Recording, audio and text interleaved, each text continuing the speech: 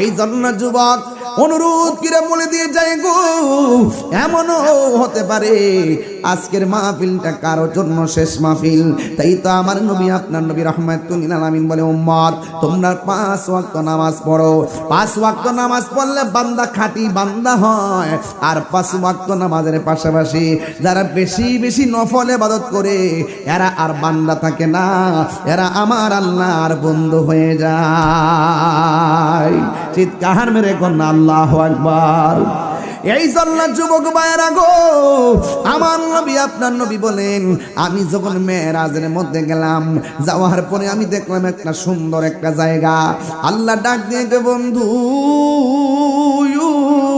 ও বন্ধু, এই সুন্দর জায়গা আপনারা দেখাইতেছি। এমন সুন্দর জায়গা পৃথিবীর আদম নবী দেখে নাই, ইউনূস নবী দেখে নাই, দাউদ নবী দেখে নাই, ইয়াহইয়া নবী দেখে নাই, সুলাইমান পয়গম্বর দেখে নাই। 1,24,000